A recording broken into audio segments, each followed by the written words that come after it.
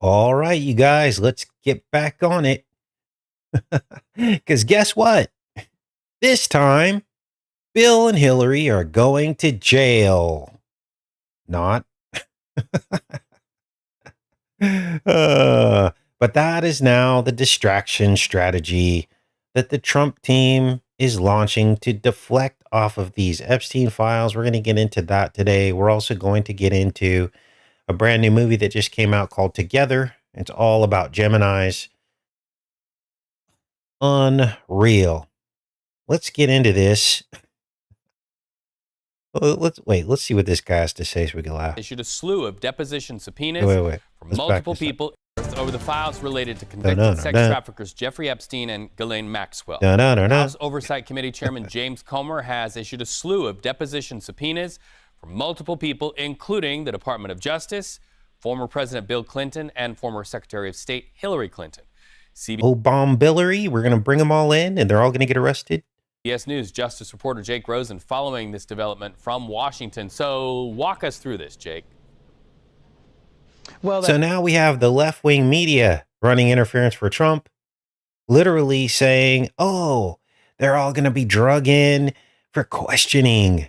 That's right. While the House is out, Reed, because of a different legislation relating to a potential floor-wide vote of potentially forcing the Department of Justice to release the Epstein files, James Comer, who leads the House Oversight Committee, and Democrats who are on that committee have not stopped pushing for more information coming from not just people in the government, but people who have covered and worked on these investigations going back 2 or 3 presidential administrations. We're talking former Attorney Generals William Barr and Jeff Sessions. We're talking about former FBI directors, Merrick Garland, who was the Attorney General under the Biden administration, in addition to obviously former President Bill Clinton and his wife, former First Lady Hillary Clinton, and former FBI Director James Comey, among many others. This is in an attempt to potentially bring out new information, but the bigger takeaway here is that the House Oversight Committee is actually going after, and again, it's led by Republicans, is going after Trump's Department of Justice to get access to any and all potential conversations that were had under President. I can't even listen to this guy anyway. Long story. I'll make a very, very long story short. The people on the right are eating this up right now. Oh, they're finally going after Bomb Billery. And here we are in 2025, and still we have not one arrest of the deep state, military. We have no deep state politicians that have been arrested and exposed publicly for their part in the quote unquote deep state. Meanwhile, Trump is pretending to investigate senior citizen ex-presidents who don't even matter anymore. This is insane. And the reason why there isn't any deep state arrests is because the deep state is our political system. That's the deep state on both sides. And they're secretly advancing an agenda of complete control, the technocracy, totalitarianism. They're both were working on the AI projects, the data centers, the lithium mining. It's bipartisan. And once this control mechanism is in place, there will be no escape. This is why they don't even have to take the guns, because we will live in a Terminator scenario, Skynet. They're all working together. Now, we're going to get into some of these headlines, and we're also going to get into this new movie called Together. And it's essentially a Gemini movie. We're going to talk about the implications of that. And let's start with some of these other headlines first. So we covered this one. Let's take a look here. House committee issues subpoenas for Epstein files and depositions with the Clintons. The Clintons are going to finally go to jail. This is what the people on the right believe, because they're fast asleep. They forgot that they should have been arrested. Like, the whole reason why Trump was elected in the first place for this first term was to go after Hillary Clinton, and he never did. And in fact, he wished her well as well and said she was great after he won, and people still didn't get the memo. And now here we are, they're recycling all this. And the way they're going to pitch this is they're going to try to say they're going to give the inference that it was only the Democrats who went to the island. There was only the Democrats, right? Even though we know that there was a bunch of people on the right as well. Now, let's get into some of this other Epstein stuff, and we'll get into some other topics. Apparently, there was this whole treasure trove of letters that went to Epstein himself on his 63rd birthday. Remember, he died at 66 years old, or so they say. And so, at 63 years old, he had already been outed and exposed. Yet, we have all these letters of people, prominent people that wrote letters to Epstein when he was still alive, when he was 63 years old, for his birthday, and it's all on record, and all this is coming out now. Why would you write a letter to a convicted sex offender? It's because they don't care anymore what we think, because they've already got the surveillance state intact. It's in its infancy, but it's there. They've already militarized our police. They don't care what we think anymore. These people are literally walking in broad daylight with these associations, and there's nothing we can say about it. And we keep voting for these people. Well, let's look at some of these letters, you guys. Letters were written to Epstein by a number of high-profile individuals, reportedly compiled as a birthday gift for his 63rd birthday in 2016. Their publication comes amid intense speculation around Trump's ties to Epstein. In one letter, former Prime Minister of Israel, Ehud Barak, and his wife wrote, "There is no limit to your curiosity." What does that mean? You are a closed book to many of them, but you know everything about everyone. What does that mean? They described Epstein as a collector of people. What does that mean? They continued, "May you enjoy long and healthy life, and may all of us, your friends, enjoy your table for many more years to come." Enjoy your table? Then there was a letter from Woody Allen, reminiscent about Epstein's dinner parties at his Upper East Side townhouse. It described the gathering as always interesting. He noted that the parties included politicians, scientists, teachers, magicians, comedians, intellectuals, journalists, and even royalty. Allen also described the dinners as well served. I say well served, often it's by some professional housemen, and just as often by several young women, who he said reminded him of Castle Dracula, where Lugosi has 3 young female vampires who service the place, unquote. You guys, this is about as dark as it gets.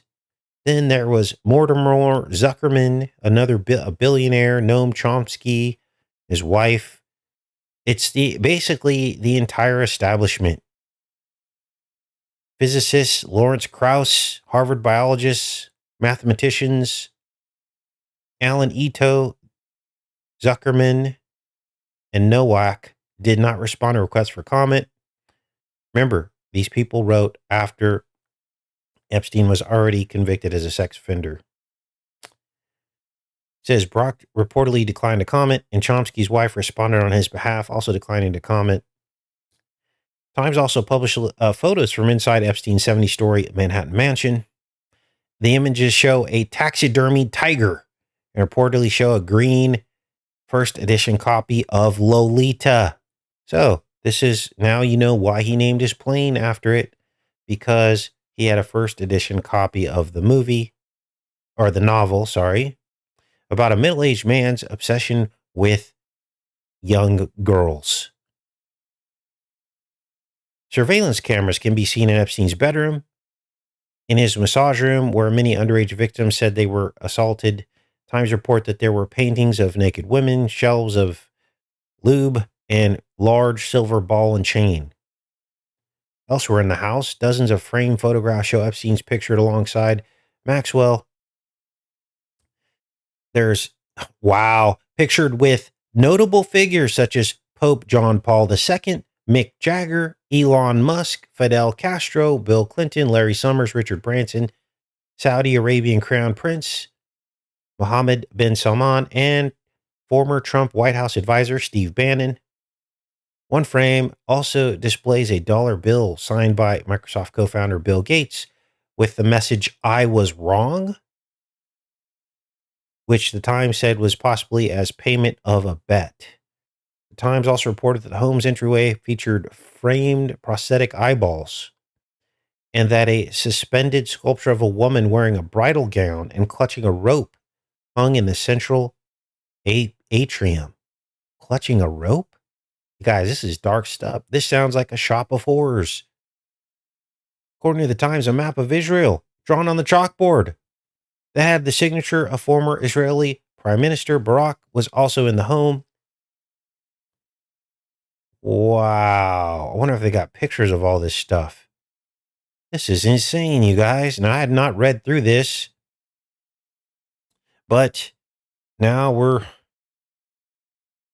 reading through this, and it seems as though the plot is thickening. This isn't going away anytime soon.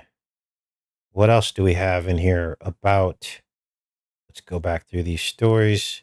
Oh, ready for this? So the Trump administration is now considering releasing the transcript of the interview. This would be the audio transcript of the interview that the Department of Justice had with Ghislaine Maxwell. And of course, this is all pretend. What will probably happen is they will say they will release the transcript or release the audio, and in it, we will likely hear Ghislaine Maxwell completely exonerate Donald Trump, even though such a recorded interview would be completely unprecedented in the history of law and completely illegal to leak something like this out. I mean, for the same reasons they won't, unseal records. This is the same thing, you guys. Oh, we're not allowed to see the records because they're sealed. Well, how is she allowed to literally exonerate Trump from a jail cell? This is insane. This is what they're proposing here, you guys. Now, we know that this is pretty much the only way that they can leak the inference that Trump is innocent without forcing Maxwell to out everyone else that was involved. This is, I believe, their play here. And I don't know about you, but I'm sick of this corruption all the way to the top. Now, what else is going on, you guys? Well, there's another family killer. This time they caught the guy pretty quickly. You remember just last week, there was a guy who killed a husband and wife in Northwest Arkansas. Or wait, I don't know where. I think it was actually near Little Rock. I can't remember exactly where it was. But anyway, and they caught the guy. Well, here's another one. This is in Tennessee this time. What is up with these family killers? Man accused of killing Tennessee family ends after he was captured in Jackson. Let's watch this. This is crazy, you guys. They actually caught it on videotape. After being on the run for nearly... Let's back this up. Union College. Good. Mass killer has been captured. Fox 13 Sheila O'Connor's been following him. We've been showing you live in the last 45 minutes or so the search intensifying for this man. This is in the area where that church we showed you the surveillance video. He was seen skulking around Sunday night. Yesterday, the Union College and another school, they were shut down while they searched. This is in the same general area, a wooded area around Country Club Lane and Express Drive. Again, the suspect, Austin Drummond, has been captured in the last several minutes. Jackson, Tennessee, making that announcement after a shelter-in-place order that lasted, 45 minutes at least for people in Jackson. Sheila O'Connor joins us live. Sheila. And now we understand why the urgency, why this search really intensified, because Austin Drummond's now in custody. This is Express Drive and Country Club Lane. You can see these officers, these agents still blocking off this portion of a Country Club Lane. Initially, we had several deputies that actually sped away from the scene, and I was actually following them along with my photographer, Marcus Johnson. But then I noticed several of them turn back around and come drive a little further. A 7-month-old baby girl in Dyer County. That happened. Is Austin Drummond now officially in custody after being on the run for nearly a week. He is accused of killing 4 people of the same family and then abandoning a 7-month-old baby girl in Dyer County. That happened 1 week ago today. He was identified as the suspect on Thursday, and then that is really when the source decided where I'm currently standing now. But I think they actually have video of the capture. Maybe this is it here. We have breaking news right now. He has been captured. The city of Jackson, Tennessee, just now confirming that Austin Drummond. Several minutes, Jackson, Tennessee. Here we go. And we're also getting all of these. Show us the capture. Any kind of exchange of gunfire, so we could probably presume he was taken, captured. Right close to the interstate, right? Because we had that shelter in order place, but then also you had Jackson police. All right, I just can't do this. Wow. So what does this represent, you guys? I believe that these mass killings of families is about, on a spiritual level, the death of the family. And we all know that's happening, and nobody wants to face this. Nobody wants to talk about it. The family has been under attack for decades, even simply by the way that the justice system is set up to basically pit fathers against mothers after divorces, the custody arrangements. And I know it varies from state to state, but essentially, if you are a person who is a breadwinner and you do what you're supposed to do responsibly and spiritually as a person to raise your family, you are punished when that situation ends. You are punished because the person who actually stayed home ends up taking 3/4 of your income and custody of your children, and you have to pay that person to raise your children in separate households, and you only get to see your kids every other weekend. And it goes the same for women or men, depending on who the breadwinner is.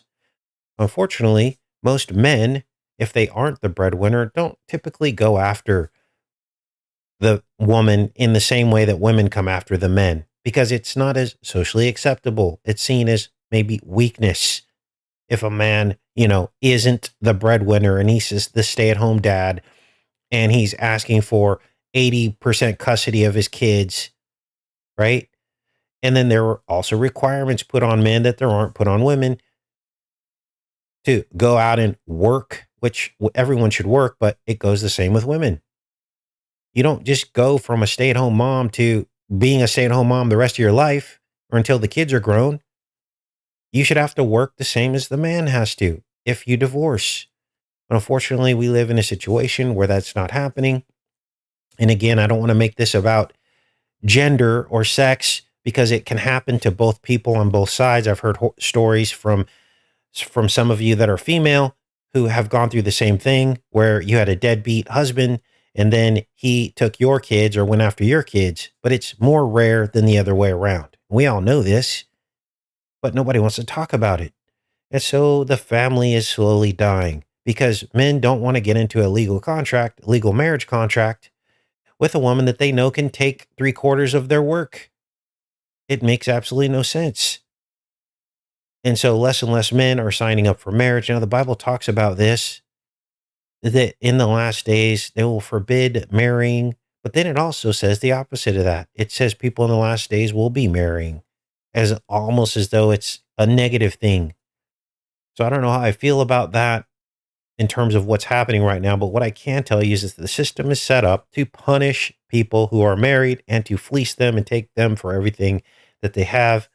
The lawyers making out like bandits, the court system, their whole entire court systems and money. It's almost like a separate tax when you get a divorce because everyone else gets paid at the expense of pain and division and misery of parents on both sides. So that's the truth of the matter for those of us that want to actually talk about the truth and why less and less people are having children and getting married in these last days. The system is set up to not reward that, unfortunately. Now, what else is going on? Well, let's get into some other of topics here. Let's see here. Well, there's been an outbreak of Legionnaire's disease. We'll get into that and also the new COVID variant. This is crazy. 58 people are now sick or have gotten sick in New York City. 2 deaths as this Legionnaire's disease outbreak happens. 2 people have died and 58 people have been sickened. And this is they're calling it a disease cluster in central Harlem. Wow. Disease was initially detected on July 25th. Since then, New York City Department of Health has been investigating the cluster and has sampled all cooling towers within the affected areas. This is crazy, you guys. Like, these air conditioning systems are going, right? And then this stuff is growing inside of the air conditioning systems and then sickening people in a building. And, this might be a clue to maybe clean out your AC. I know that we're almost through the summer, but there's something to this.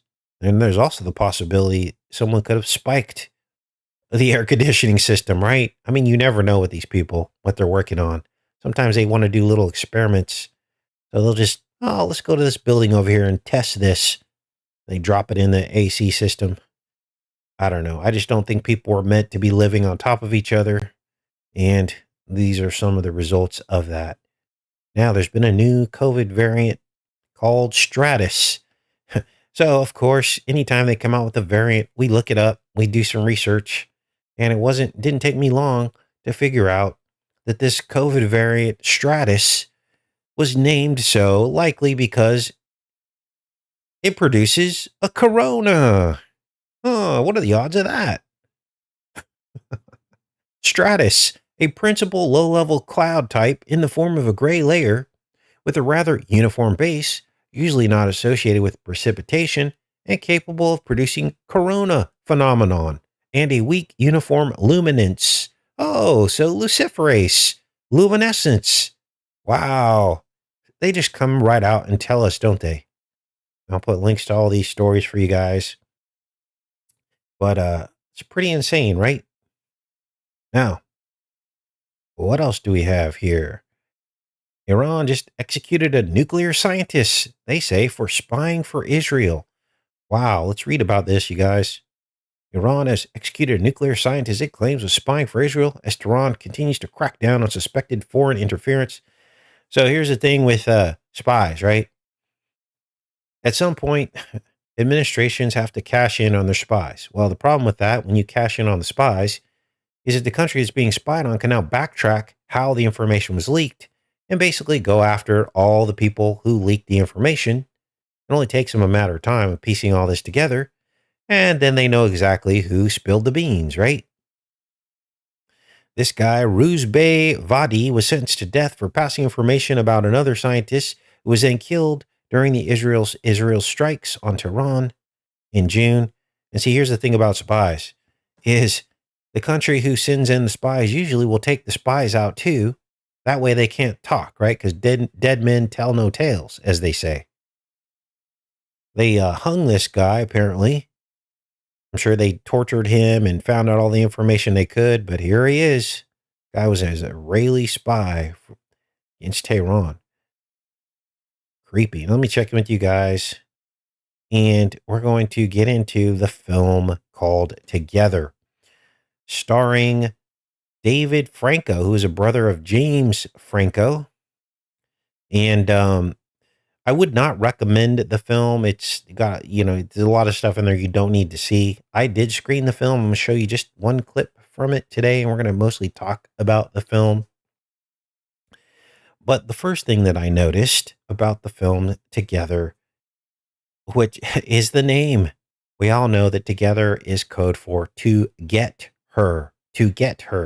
And we figured this out during COVID, didn't we? Because this was the campaign that they launched this with during the 2-week lockdown. They're like, we can do this together. We're all in this together. And then we had the celebrities come out. They paraded out all the celebrities. And they were like, oh, we're doing the same thing you are. We're locked down too. We just need a 2-week curve. We need 14 days to get rid of this, remember? And then what he had, Lady Gaga, and she did Together, and she marched out it was unbelievable. So they were essentially admitting that the celebrities were endorsing and controlling us, because this is how it works. Unfortunately, we live in a world where people are kind of weak-minded, and they'll do what celebrities do. They copy what they see as popular. And so celebrities' number one purpose is to basically be someone that other people can copy. And then they just simply co-opt the celebrities. They get dirt on them and they say, you're going to do this, you're going to play this role, and you're going to do that. And in turn, you get a rich lifestyle and you get to be popular and all this stuff. But you got to message all this stuff to the people. And unfortunately, people follow it. This is just the world we live in, you guys. This is why Jesus said, do not love this world. He knew what he was talking about, because if you love the world, you'll fall right into all of their traps. We're supposed to keep our eyes fixed on heavenly things, aren't we? So anyway, let's get into this movie. Good morning, everybody. Welcome back. Here it is, Together. Again, I would not recommend this movie. It's kind of gross. A lot of visual imagery and some sexual content you probably don't need to be exposed to. But here's the movie, and look at this. Dave Franco. Now, I looked this all up. You know, I always run the numbers on this stuff. The word together is all kind of smashed together because the whole movie is about these two people turning into one person. What am I talking about? Well, I looked up Dave Franco to see what he was about, because I didn't really know about him. I knew he was the brother of James Franco, and I knew James Franco was straight up evil. But I was kind of shocked to see that Dave Franco is also a Gemini, and he was born on 666, June 12th. And the movie's all about a cult, a Gemini cult. He is 40 years old. That number is actually very significant. The number 40 is the age of priesthood in the Bible. It's also the age, or it's also the amount of time in the wilderness. The amount of time Jesus was in the wilderness, 40 days. The amount of time the Israelites were in the wilderness for 40 years. And the amount of days that it rained in the flood. So it represents a time of testing. And absolutely in the movie, there was a time of testing, because the movie's all about Franco and his wife, or his girlfriend. This is his girlfriend here. And they stumble upon a Gemini cult that basically is about bloodletting and combining two people into one. And they discover this after they move out into the woods to start a new life. And they fall into a hole. And in the hole is an abandoned church that is basically sunk into a sinkhole. And basically the whole thing is about this Gemini cult. Let's listen to part of this. Desperately. Plato wrote that the ancient Greeks believed we were created with 4 arms. So this guy is a teacher at the school, but he is also the leader of the cult. But she doesn't know that yet. And he's now talking about Plato and people born with 4 arms. Let's keep playing this here. 4 legs and a head with 2 faces. But Zeus feared our power. So 4 arms, 4 legs, and 2 faces. And he says Zeus feared men's power. So what did he do? Listen. So he split us into 2 separate parts, dooming us to spend our lives in search of the other half. So obviously this is a Gemini myth. Now, apparently there may be some truth to this, not that the false gods were true, but there may be some truth to this when we look back in the Bible. Now, we've done studies on this in the Bible many times, but I don't think people are getting this, you guys. There's something very profound about this discovery. This was a discovery we made on this channel years and years ago, the first 6 generations of man. Here they are, side by side, 6 on each side. Cain's bloodline and Seth's bloodline. And in some bizarre way, the bloodlines literally mirror each other. Now, I don't know exactly what happened here. I don't claim to know. I can tell you that this happened during the Gemini Earth age, when Gemini was on the horizon at the setting sun for that 2,160-year period, which makes this even more interesting that it happened during that Earth age. But here it is, side by side. And there's something about this. At the first murder, Cain killing Abel, the bloodlines split. And as you can see here, something is wrong, because you can take each of these names on each side of the bloodline and they match up. They match up.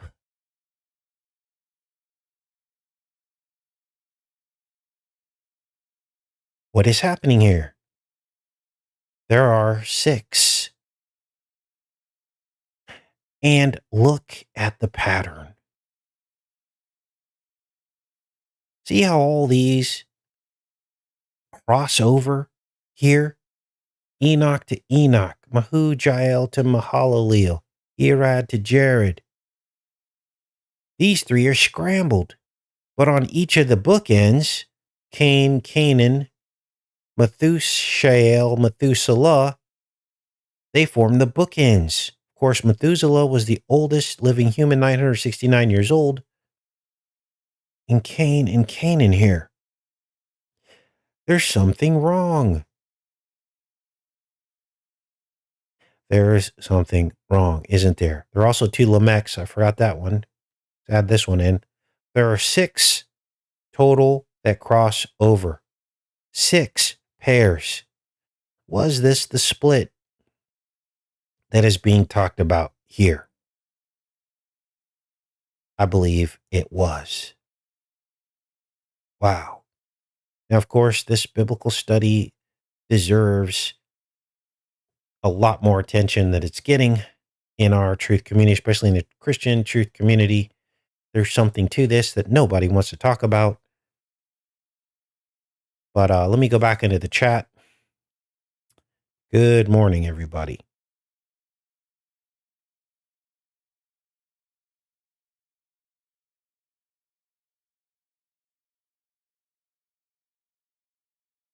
Okay.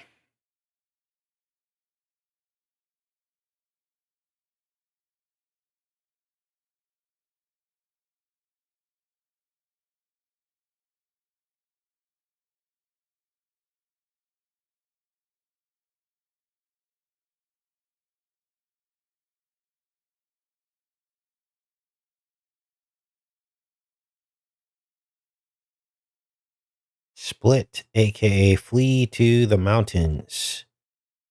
Even churches are divided in conversation at mine. Yep. Nobody wants to talk about that. Oh, that's just an accident that their names are almost the same. There's nothing to that. Don't read anything to it, because the doctrine doesn't say we're supposed to talk about that.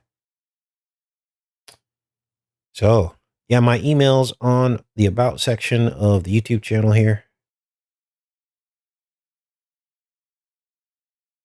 There was some kind of connection. Maybe it was the split in the bloodline. God peeling away Cain's bloodline versus Seth's bloodline. Seth would go on to form Israel, the true Israel, the ancient Israel, and Cain's bloodline would become the power control mechanism of this world, the rulers of this world. And ever since the beginning of time, the bloodline of God's people, the forefathers of Jesus Christ, have been on the run, haven't they? Oppressed by the control mechanism. It is the enmity between the seed of the serpent, the seed of the woman, and God divided them. He put enmity between them. And those first 6 generations of Cain and the first 6 generations of Seth illustrate that perfectly.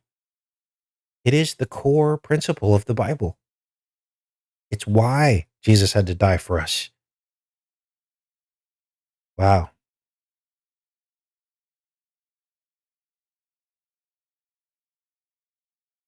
All right, you guys, I guess I'm going to pop off here. Thanks everybody for showing up. I love each and every one of you, and have a great rest of your day. I'll see you tomorrow. Take care.